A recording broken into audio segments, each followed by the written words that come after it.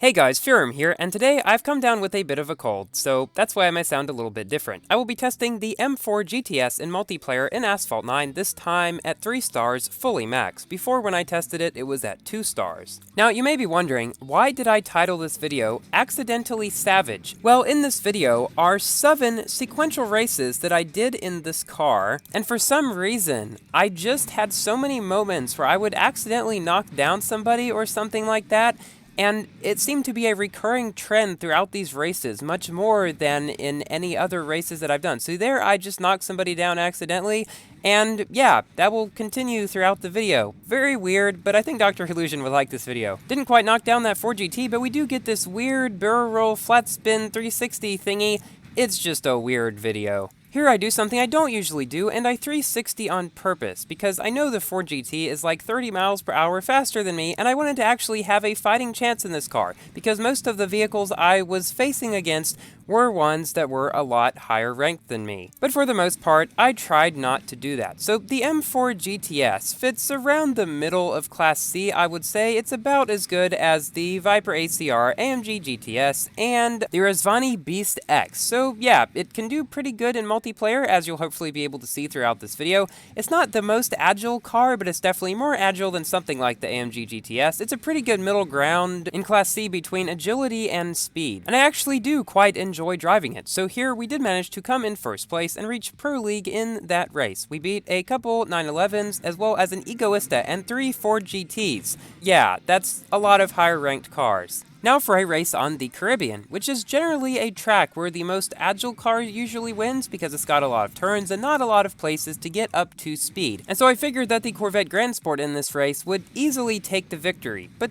let's just say things didn't happen quite as I thought. You see, we've also got 2 other M4 GTSs in this race, as well as 3 Ford GTs, one of which is right there in first, surprisingly, not the Corvette, which is something I didn't expect. We've also got a Volkswagen XL, which, as you might be able to imagine, can't do so great against these other cars. There somehow, even though I did pretty much slam him into the wall, he didn't get a knockdown, but hey, let's just say that made this race a bit more interesting, because now I've got this car faster than me behind me. I 360'd here to keep more nitro going down these slopes, and that 4GT was in shockwave, so he didn't get knocked down. I don't even know if I quite managed to touch him. Even though that car is much faster by like 25 miles per hour than my car, the reason he hasn't been able to pass me yet is because the 4GT is one of those sort of annoying cars to drive, where it has good top speed but bad everything else. I've been able to do okay in it, but only on tracks that were very top speed oriented, and when I was facing cars that didn't have nearly as high top speed as me.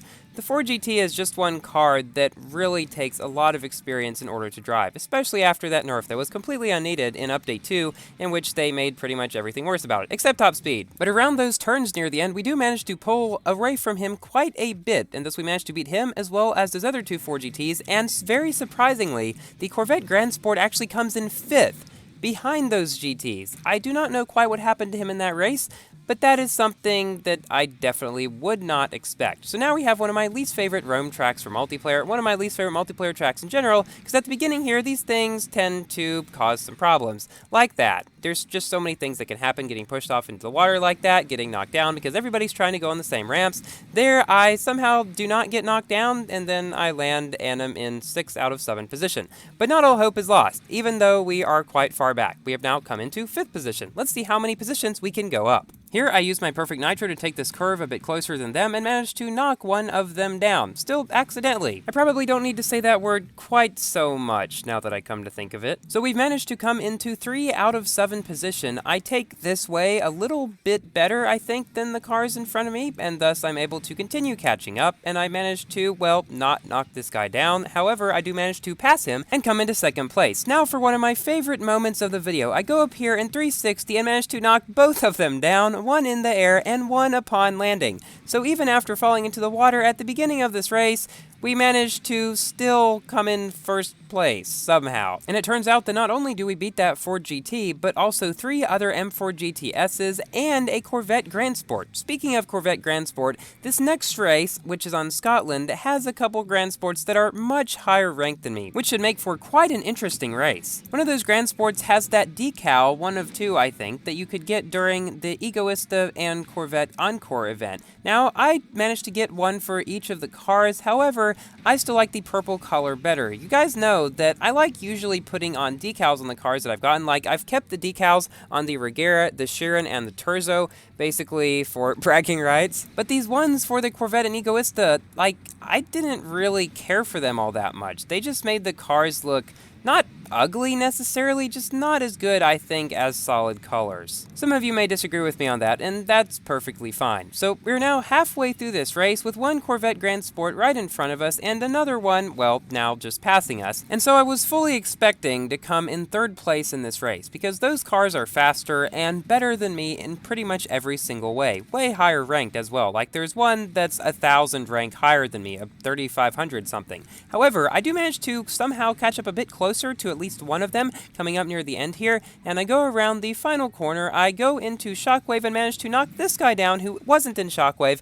and thus come in 2nd place at the very last second. And thus we managed to beat that Corvette Grand Sport who was over 1,100 rank above us. We also beat that Ford GT, however, a Corvette Grand Sport did beat us, which is kind of expected, but we still beat one. Now for a race on San Francisco against 3 Corvette Grand Sports, a Ford GT, a 911, and another M4 GTS. I quite dislike this variant of San Francisco for multiplayer because everybody goes the same way at the beginning there, and there's always a bunch of knockdowns in that tiny little area there. However, thankfully, I am in 3rd position now because of not getting knocked down, and then I get knocked down right away. How nice. So now I'm back into 6 out of 8. But then, in front of us, somebody gets knocked down. There's a lot of knockdowns and stuff going on in this race. And somehow, we are already back into 4th position, even after all that. I think it might have something to do with a lot of other people also getting knocked down. No, it's knocked down. It's knocked down, not knocked down. I just realized that was a bit of a tongue twister. But anyway, it is knocked down. When will I start saying that? Now we're catching up a bit closer to this guy who's in 3rd place. Actually, check that 2nd place because the guy in 1st place got knocked down. And around this corner, I hit it Shockwave and then managed to knock down that Corvette Grand Sport who I felt a little bit bad for because he's the one who was in 1st and then got knocked down earlier. Yeah, I felt kind of bad about that. But unfortunately, we do not manage to pass this 911 at the end. However, we do nearly manage to, and we come in 3rd place in this race. Managing to beat 2 Corvette Grand Sports, even though we lost to that one. We also beat a Ford GT and, yeah, some other stuff as well. Now, in this race, we've got an Egoista and another M4 GTS and 4 Volkswagen XLs. Why so many in this one race after not seeing hardly any for so long? I have no idea, but anyways, that's what happened. And you will not believe who comes in last. Literally, you won't believe it. Actually, now that I've said that, you probably will. Never mind. So, some people have been asking me if I'm going to make a sort of vlog or something about my trip to DreamHack in Dallas. Unfortunately, I did not actually record any video of it, and I do not really have many pictures of it either.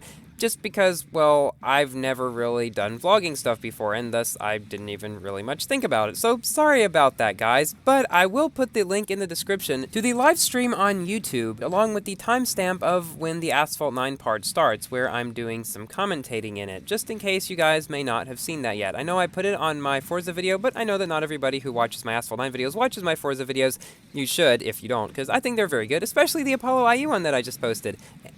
Anyway, we're coming up near the end of this race, and we managed to get pretty far ahead of everybody else, which was sort of expected ahead of the XLs anyway, but we managed to get far ahead of that Egoista. And this is why I said you guys wouldn't believe who came in last, and I don't exactly know what happened to him, but somehow the Egoista came in last, behind all those XLs. And no, he did not disconnect. Now for our final race, which is on the US Midwest, against, well, mainly a Corvette Grand Sport. Now, if you guys are interested in Forza Horizon 4 at all, you have probably seen the trailers for the new expansion, which will be a LEGO-themed expansion.